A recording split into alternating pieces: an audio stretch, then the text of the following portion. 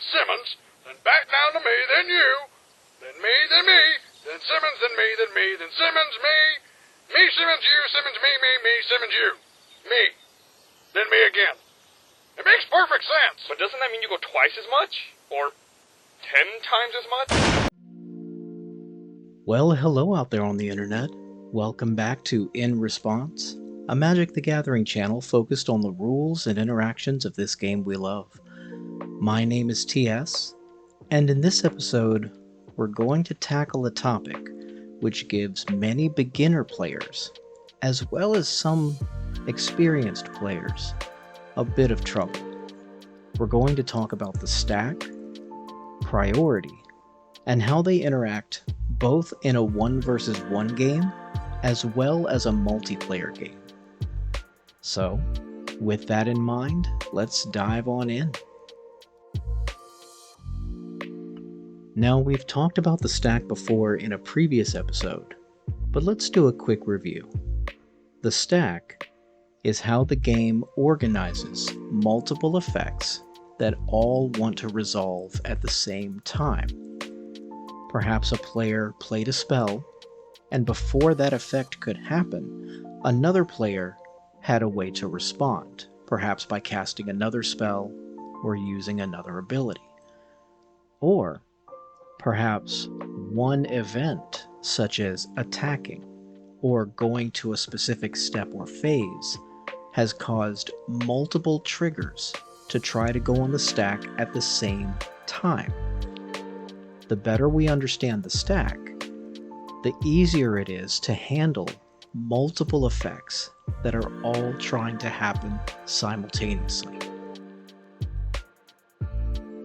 Now, the first and most fundamental aspect of the stack is that it follows the rule first in, last out.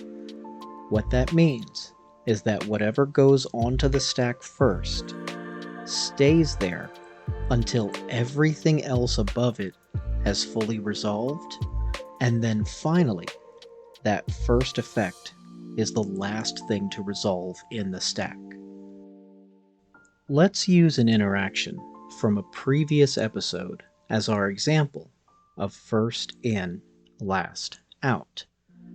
In episode number 3, where we talked about what a full turn looks like, during combat, I was attacking with a 3/3 creature, and my opponent blocked with a 3/3 creature. Now, normally that means the two of those creatures would both deal lethal damage to each other in combat, but I didn't want that to happen. So, I cast a Titanic Growth to give my creature a +4/+4 bonus so that it would live as a 7/7. Now, what my opponent could have done is, in response to casting Titanic Growth with that on the stack, they could cast a Lightning Bolt, which is an instant spell that deals 3 damage. That Lightning Bolt, if it resolves, would kill my 3/3 creature before that Titanic Growth would ever give it a bonus. So it would die. And then when Titanic Growth tried to resolve last, it would see that creature was no longer there and would simply fizzle with no effect. So let's look at that same scenario, but we're going to swap some things around a little bit. When I attack with my 3/3 creature, my opponent does not block. They think they have a trick up their sleeve, and so before damage, they cast Lightning Bolt to deal 3 damage to my creature so that it takes lethal before it ever gets a chance to deal damage to them. Well, in response, before Lightning Bolt can resolve, I cast Titanic Growth. Once Titanic Growth resolves, my 3/3 is now a 7/7, and easily survives that 3 damage from Lightning Bolt as it resolves. Then we move to damage, and my opponent takes 7 from my now larger creature. So how do we keep track of who's able to put something on the stack at a given moment? Well, we use priority.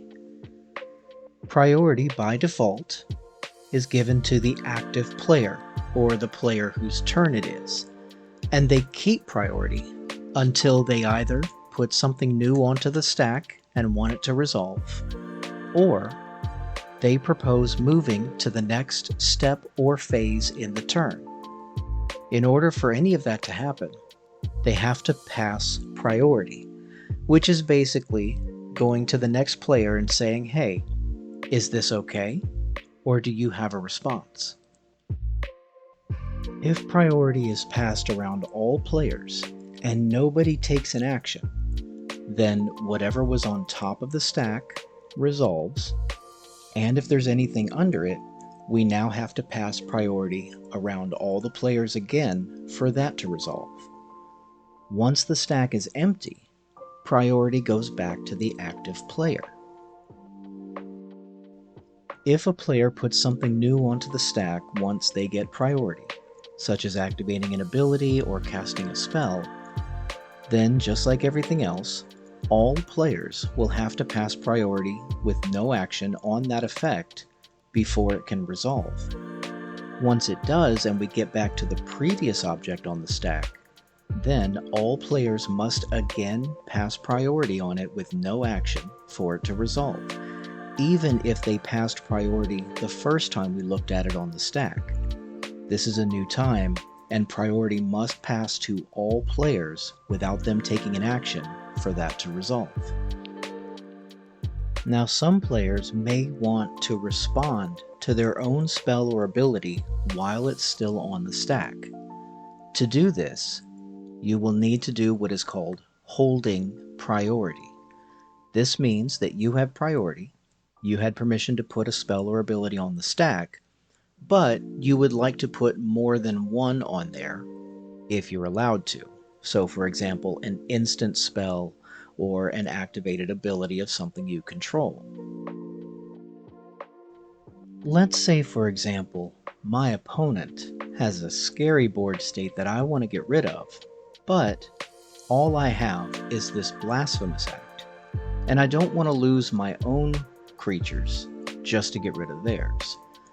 So, something you can do is you can play a Blasphemous Act, and with that on the stack, hold priority and cast something like Heroic Intervention, so that when Blasphemous Act resolves after Heroic Intervention, my creatures won't die to the damage, but my opponent's creatures will. Now, in that scenario, once I've passed priority with both of those spells on the stack, my opponents still have an opportunity to respond to each of them as they try to resolve. We have to pass priority to all players, and they take no actions in response for that spell or ability to resolve. What if my opponent has a counterspell and counters the Blasphemous Act? Well, now my Heroic Intervention isn't necessary, and although it does get to resolve, it didn't matter. Nothing was dealt damage because the Blasphemous Act never got to resolve. So then what do? If we think our opponent may respond, do we cast the Blasphemous Act and then pass priority to see maybe if they have that counterspell? That way, if they do, we don't have to waste our Heroic Intervention. Well, the problem with that is that what if they don't? If I cast Blasphemous Act and pass priority, and my opponent passes priority without taking any action, that Blasphemous Act now resolves. I don't get an opportunity to put anything new onto the stack because all players passed priority on that spell without taking any additional actions.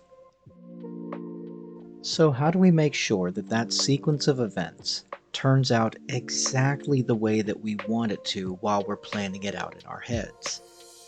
Well, with as many effects as there are in this game, there's no 100% certainty.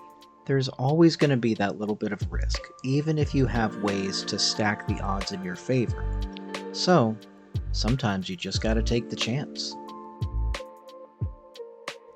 So, my original plan was to cover everything about the stack in a single video. But, as I reach this point in recording, and look at my notes of what I still have left to cover, I think it's going to be best to split this up. So, in the next video, I'm going to cover when multiple triggers go on the stack simultaneously, how the stack and priority work in a multiplayer game, as well as some special exceptions that get around how certain aspects of the stack work.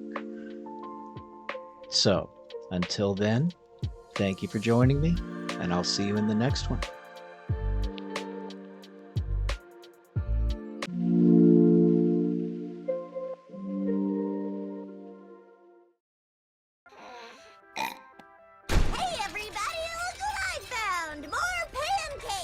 Sweet! Let's speed it up! Pancake, pancake, pancake, pancake, pancake.